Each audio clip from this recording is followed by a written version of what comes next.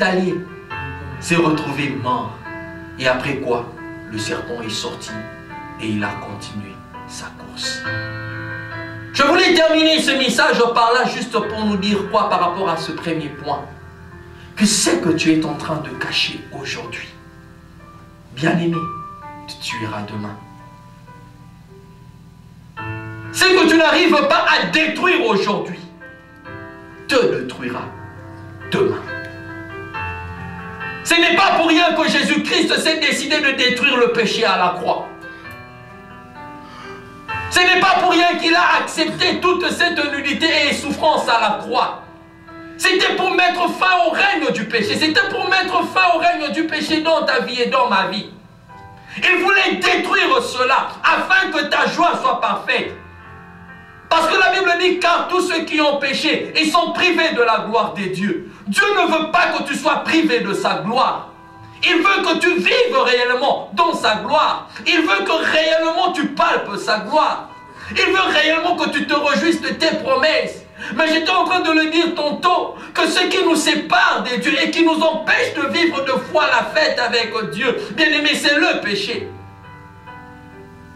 Et si Dieu a su mettre fin, si Dieu a accepté de donner son Fils unique Jésus-Christ, afin de te délivrer du péché, pourquoi vous et moi continuerons-nous à vivre dans le péché? Pourquoi demeurerions-nous continuellement dans le péché? Alors que nous voulons l'intervention des dieux, alors que nous voulons voir la fête dans nos vies. Bien-aimés, il nous sera très difficile de voir la main des dieux tant que nous vivrons toujours dans le désordre du péché. Bien-aimé, tu te connais mieux que moi. Il y a de ces péchés que tu appelles mignons. Ça, c'est mon péché mignon, pour ne même pas dire mon péché chéri. Tu l'as même qualifié, mon péché mignon. Parce que ça sonne bien, mon péché mignon. C'est bien, garde-le. Garde-le encore. Mais sache que demain, c'est le péché mignon qui te tuera. Alléluia. C'est demain, justement, bien-aimé, que ce péché t'écrasera. Et voilà pourquoi, après avoir entendu ce message, avant que le serpent qui représente le diable, que tu as eu à loger dans ta vie, au travers d'un péché quelconque, tu as eu à faire des efforts pour mettre fin à ce péché. Tu as eu à faire des efforts pour dire non à ce péché. Tu continues à voir que ce péché est en train toujours de prendre de l'ampleur dans ta vie. Est-ce c'est la haine? Est-ce c'est la jalousie? Est-ce c'est le mensonge? Est-ce c'est la pornographie? Est-ce je ne sais moi, c'est la magie? Est-ce encore je ne sais quoi? Mais bien aimé, Galates 5 est en train de le dire. Je vous ai énuméré un tas de choses. Et la Bible dit, et les choses semblables. Bien-aimés, si nous continuons à vivre dans de telles choses, bien-aimés, sachons-le, que nous nous construisons nous-mêmes des destructeurs de nos propres vies. Ne cherchons pas, bien-aimés, à ruiner notre destinée. Dieu a un plan merveilleux pour vous et moi. Dieu a un avenir magnifique pour vous et moi. Bien-aimés, si nous ne sommes pas prêts à divorcer aujourd'hui, si nous ne sommes pas prêts à détruire ce péché, sachons-le que demain, c'est ce péché-là qui nous détruira et qui nous empêchera de voir la gloire des dieux. Bien-aimés, nous nous arrêtons ici en cette matinée. Et prochainement, j'aimerais encore nous parler de 3 points qui restaient. Parmi les choses que nous devrions détruire, à part la chair, il y a autre chose que nous devrions aussi détruire, bien-aimés. C'est ce que nous arrivons à appeler les alliances, les amis, les contacts. Ce sont des choses aussi que nous devrions détruire. Car ce sont aussi ces choses, bien-aimés, qui nous empêchent de vivre réellement la gloire des dieux. Il y a des choses que nous devrions encore détruire. Je les ai appelées notre pensée. Nous devrions aussi détruire notre pensée afin de pouvoir vivre la gloire des dieux. Et la dernière des choses, bien-aimés, que j'étais en train de dire que nous devrions détruire, il y a notre langage. Nous parlerons de ces choses en profondeur à la réunion prochaine. Voilà pourquoi, venez à temps. Alléluia. Venez à temps. Invitez un ami, invitez une amie, afin de partager ces choses. Que l'Éternel bénisse sa parole. Dans le nom de Jésus. Amen. Alors que nous nous tenons debout.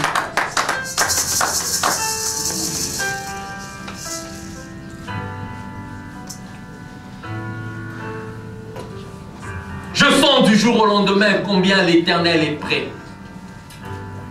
à faire du bien à son peuple. Je le sens retentir chaque jour dans mon cœur. Combien l'Éternel se dispose d'affecter une vie, de changer une vie, de donner une vie nouvelle à quelqu'un. Mais il y a des choses qui doivent être détruites. Et ce soir, cet après-midi ou ce matin, j'étais en train de parler de ta chair, de ma chair. Y a-t-il encore des choses qui se mettent en contradiction avec le Seigneur dans ta vie? Y a-t-il encore une chose dont tu as eu à lutter de par toi-même? Je mets l'ancien appel à quelqu'un. S'il y a un mal dont tu sens que tu as eu à cacher pendant des années, des années et des années, et ce mal-là commence même à ronger ton cœur. Ce mal commence à ronger ton cœur, à détruire lentement et sûrement ta destinée. Il est temps que tu le dévoiles dans la présence de Dieu. Il est temps que tu parles à Dieu. Bien-aimé, si tu penses peut-être que non, parler à Dieu, tu ne seras pas sûr. Il y a des hommes de Dieu en ces lieux. Tu peux trouver ces hommes de Dieu en particulier, afin de prier ensemble. Parce que la Bible dit confesser le péché des uns des autres et prier les uns pour les autres. Bien-aimé, tu peux arriver à contacter un homme de Dieu à la fin de cette réunion et parler ensemble. Ne quitte pas ces lieux avec ce mal qui est en train de ronger ton cœur. Parce que c'est la chose qui apparemment est en train de te détruire, pas apparemment, mais qui te détruit aujourd'hui. Bien-aimé, la chose te détruira demain et fera de toi un homme honteux et une femme honteuse dans l'avenir. Voilà pourquoi nous baissons nos têtes dans la prière. Et j'aimerais que chacun de nous commence à élever sa voix dans la douceur. Commence à dire à Dieu, je veux réellement que tu me purifies. Purifie mon cœur. La Bible dit, garde ton cœur plus que toute autre chose. Bien-aimé, c'est le cœur qui est le centre de tout. Bien-aimé, c'est dans le cœur qu'il y a les secrets le plus profonds que les hommes ne peuvent voir. Mais celui qui t'aime a vu ce qui s'est caché dans ton cœur. Voilà pourquoi il t'appelle ce matin. Il ne te condamne pas. Il ne nous a pas condamnés. Oui, cette femme-là adultère, il ne l'avait pas condamnée. Mais Jésus lui a dit, va et ne pêche plus. Il a dit, va et ne pêche plus. Et Jésus a consenti de pardonner à cette femme-là. Bien-aimé, Jésus ne vient pas pour te condamner en cette matinée. La Bible dit, celui qui cache ses fautes ne prospère pas. Mais celui qui les avoue et les délaisse obtient miséricorde. La miséricorde de Dieu, elle est ouverte. Elle est gratuite pour toute personne qui confesse sincèrement ses fautes, qui confesse sincèrement ses faiblesses, qui confesse sincèrement ses erreurs. Le Seigneur est prêt à te pardonner. Peu importe, la Bible dit, même si vos péchés sont comme le cramoisi, le Seigneur le rendra blanc plus que la neige. Peu importe le type de dégâts que tu as eu à commettre dans ta vie, que ça soit un avortement, que ça soit un meurtre, mais je mérite te rassurer. Peu importe que ça soit la magie, mais Dieu est bon et fidèle en cette matinée afin de pouvoir te pardonner. Parce que là où le péché abonde, sa grâce a surabondé. Père, dans le nom puissant de Jésus-Christ, je viens avec ces peuples qui nous suit à travers les médias, ces peuples ici présents parmi nous, qui ont suivi ce message, dans le nom puissant de Jésus-Christ, de la même manière que le Fils de l'homme apparut pour détruire les œuvres du diable.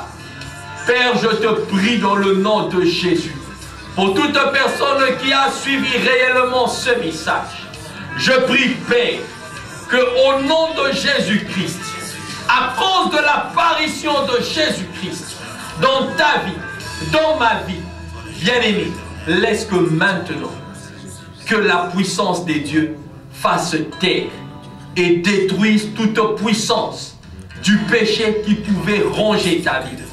Toute puissance du péché qui pouvait réellement détruire ta foi.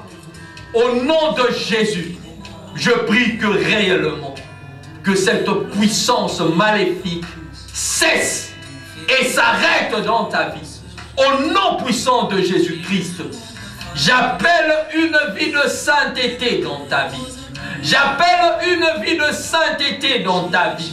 J'appelle une vie de sanctification dans ta vie. Que le sang de Jésus-Christ vienne te sanctifier. Que le sang de Jésus-Christ vienne te purifier. Afin que ceux qui t'ont condamné hier ne trouvent aucune occasion de condamnation. Parce qu'il n'y a aucune condamnation pour ceux qui sont en Jésus-Christ. Au nom de Jésus-Christ, je prie que le Seigneur commence à remplir ton cœur de l'assurance de son pardon. Que le Seigneur commence à remplir réellement ton cœur, l'assurance de son amour. Parce que là où règne l'amour, il y a une couverture réellement de péché. Je prie que l'amour de Dieu puisse couvrir la multitude de tes péchés, la multitude de tes erreurs qui t'empêchaient de vivre tes promesses, qui t'empêchaient de vivre la gloire de Dieu, qui t'empêchaient de célébrer ta fête avec joie. Au nom puissant de Jésus-Christ, qu'une porte nouvelle soit ouverte pour ta joie. Et cela au nom de Jésus-Christ. Amen. Est-ce que nous pouvons acclamer le Seigneur? Et merci. Merci au Seigneur pour sa parole. Nous bénissons le Seigneur, ton serviteur. Et merci pour ce grand message que tu nous donnes. La gloire te revienne. Ressource-le et renouvelle-le dans le nom de Jésus. Amen. Amen. Mes amis, croyons à l'amour de Dieu. Croyons au pardon de Dieu. Alléluia. Crois que tu t'es présenté dans sa présence à cause de son amour, Dieu t'a pardonné. De la même manière que nous pouvons croire à la guérison, croyons aussi au pardon de Dieu. Amen. Seigneur, merci pour ces dîmes et offrandes. Bénis-les et sanctifie-les au nom de Jésus. Amen.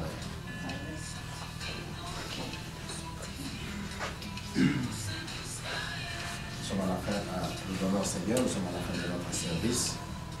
Nous nous revoyons encore dimanche prochain. Soyons prêts, venons à temps pour louer le Seigneur, pour